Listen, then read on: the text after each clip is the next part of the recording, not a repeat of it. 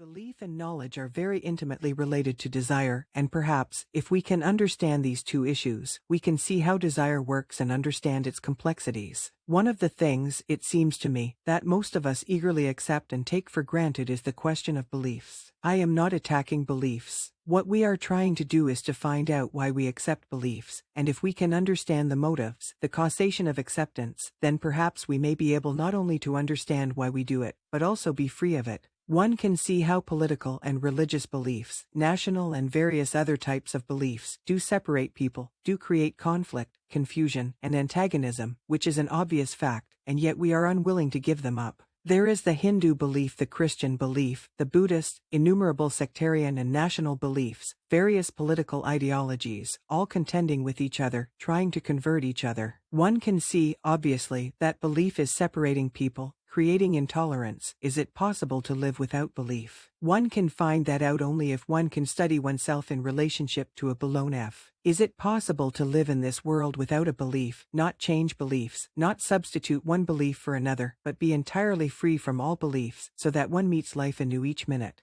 This, after all, is the truth, to have the capacity of meeting everything anew, from moment to moment, without the conditioning reaction of the past, so that there is not the cumulative effect which acts as a barrier between oneself and that which is. If you consider, you will see that one of the reasons for the desire to accept a belief is fear. If we had no belief, what would happen to us? Shouldn't we be very frightened of what might happen? If we had no pattern of action, based on a belief, either in God, or in communism, or in socialism, or in imperialism, or in some kind of religious formula, some dogma in which we are conditioned, we should feel utterly lost, shouldn't we? And is not this acceptance of a belief the covering up of that fear, the fear of being really nothing, of being empty? After all, a cup is useful only when it is empty, and a mind that is filled with beliefs, with dogmas, with assertions, with quotations, is really an uncreative mind, it is merely a repetitive mind. To escape from that fear of emptiness, that fear of loneliness, that fear of stagnation, of not arriving, not succeeding, not achieving, not being something, not becoming something, is surely one of the reasons, is it not, why we accept belief so eagerly and greedily. And, through acceptance of belief, do we understand ourselves. On the contrary, a belief, religious or political, obviously hinders the understanding of ourselves. It acts as a screen through which we are looking at ourselves. And can we look at ourselves without beliefs? If we remove those beliefs, the many beliefs that one has, is there anything left to look at?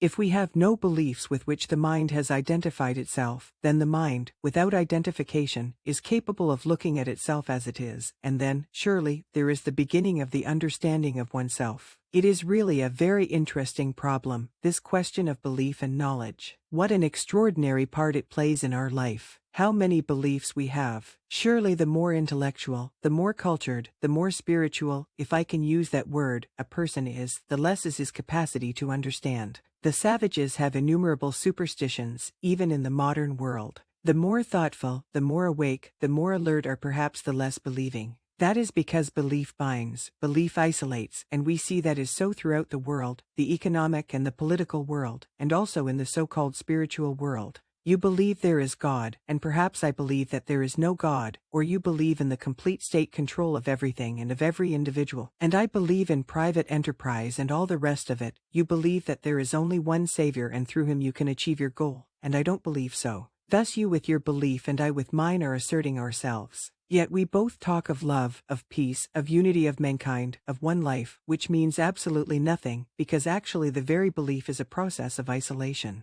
You are a Brahmin, I a non-Brahmin, you are a Christian, I a Mussulman, and so on. You talk of brotherhood and I also talk of the same brotherhood, love and peace, but in actuality we are separated, we are dividing ourselves. A man who wants peace and who wants to create a new world, a happy world, surely cannot isolate himself through any form of belief. Is that clear? It may be verbally, but, if you see the significance and validity, and the truth of it, it will begin to act. We see that where there is a process of desire at work there must be the process of isolation through belief, because obviously you believe in order to be secure economically, spiritually, and also inwardly. I am not talking of those people who believe for economic reasons, because they are brought up to depend on their jobs and therefore will be Catholics, Hindus, it does not matter what, as long as there is a job for them. We are also not discussing those people who cling to a belief for the sake of convenience. Perhaps with most of us it is equally so. For convenience, we believe in certain things. Brushing aside these economic reasons, we must go more deeply into it.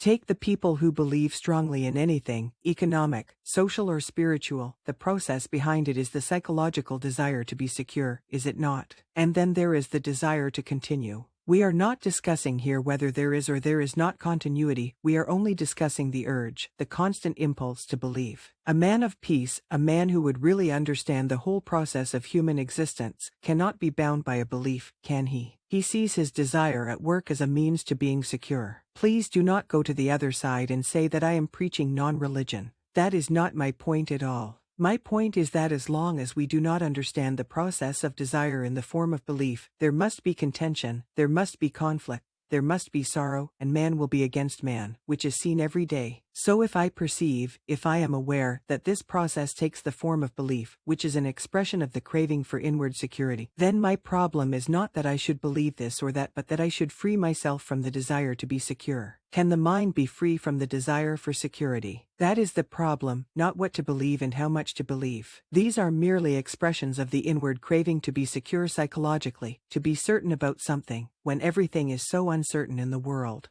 Can a mind, can a conscious mind, can a personality be free from this desire to be secure? We want to be secure and therefore need the aid of our estates, our property and our family. We want to be secure inwardly and also spiritually by erecting walls of belief, which are an indication of this craving to be certain. Can you as an individual be free from this urge, this craving to be secure, which expresses itself in the desire to believe in something? If we are not free of all that, we are a source of contention, we are not peacemaking, we have no love in our hearts. Belief destroys, and this is seen in our everyday life. Can I see myself when I am caught in this process of desire, which expresses itself in clinging to a belief? Can the mind free itself from belief, not find a substitute for it but be entirely free from it? You cannot verbally answer yes or no to this, but you can definitely give an answer if your intention is to become free from belief. You then inevitably come to the point at which you are seeking the means to free yourself from the urge to be secure. Obviously there is no security inwardly which, as you like to believe, will continue.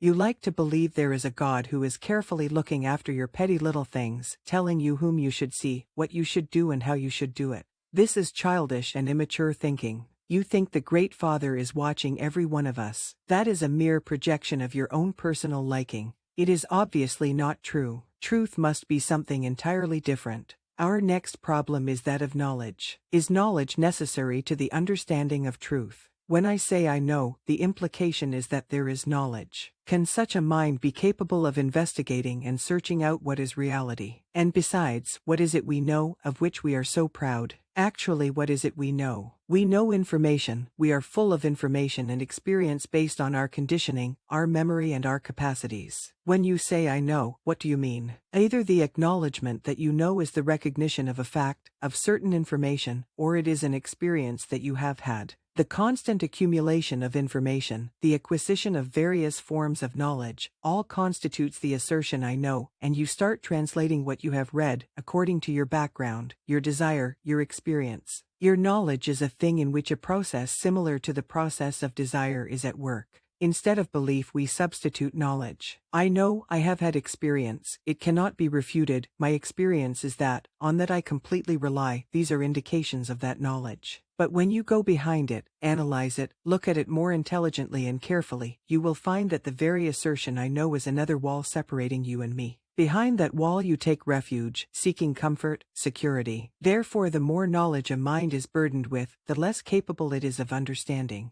I do not know if you have ever thought of this problem of acquiring knowledge, whether knowledge does ultimately help us to love, to be free from those qualities which produce conflict in ourselves and with our neighbors, whether knowledge ever frees the mind of ambition. Because ambition is, after all, one of the qualities that destroy relationship, that put man against man. If we would live at peace with each other, surely ambition must completely come to an end, not only political, economic, social ambition, but also the more subtle and pernicious ambition, the spiritual ambition, to be something. Is it ever possible for the mind to be free from this accumulating process of knowledge, this desire to know? It is a